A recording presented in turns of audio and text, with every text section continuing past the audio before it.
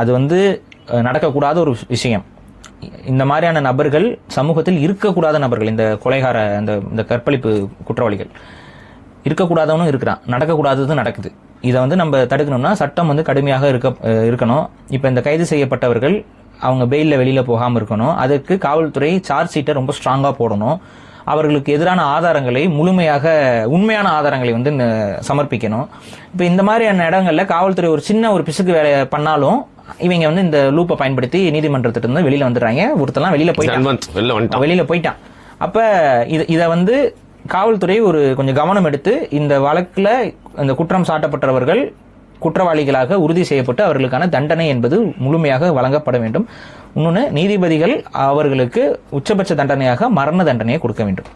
இதுதான் என் தரப்புல சொல்றேன். இந்த மாதிரி வந்து பெண்களை வந்து பாலியல் ரீதியாக துன்புறுத்துபவர்களுக்கு மரண தண்டனை அப்படிங்கறத வச்சு ஒரு 2-3 பேரை தொங்க விட்டீங்கன்னா தான் அதை பார்த்து மற்றவர்களுக்கு பயம் என்பது வரும். வேற வழி இல்லை. இது வந்து இப்ப நீங்க என்னை பொறுத்த வரைக்கும் இந்த மாதிரியான வழக்குகளுக்கு முழுக்க இஸ்லாமிய நாடுகளில் கொடுக்கக்கூடிய தண்டனை எத்தகையதோ அது கொடுத்தால்தான் அந்த பயமும் அந்த அச்சமும் இவர்களுக்கு வரும். பெண்கள் மேல, குழந்தைங்க மேல கை வைக்கிறவனுக்கு அப்ப முடிஞ்ச வரைக்கும் அந்த தண்டனையில வந்து எந்த விதமான சமரசமும் இருக்கக்கூடாது.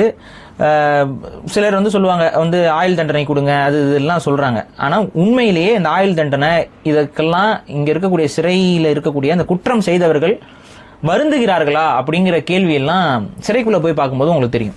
நிறைய பேருக்கு வந்து அந்த ஒண்ணு குற்றம் செய்யப்படாதவர்கள் நிறைய பேர் கிடப்பாங்க உள்ள. இன்னொன்னு அந்த குற்றத்துல சிக்க வைக்கப்பட்டவங்களா இருப்பாங்க நிறைய பேர். ஆனா உண்மையாவே குற்றம் செஞ்சு உள்ள வரவன் அந்த குற்றத்துக்கு அவன் வருந்துறானா? அப்படி வருந்துற மாதிரி ஆட்கள் எல்லாம் நான் பார்க்கவே இல்லை. அடாப்ட் ஆயிடுறாங்களோ அந்த ருட்டீனுக்கு. அப்படி நான் வருந்துற மாதிரி ஆட்களை நான் சிறையில் இருந்தப்பெல்லாம் ஒருத்தனை கூட பார்க்கல.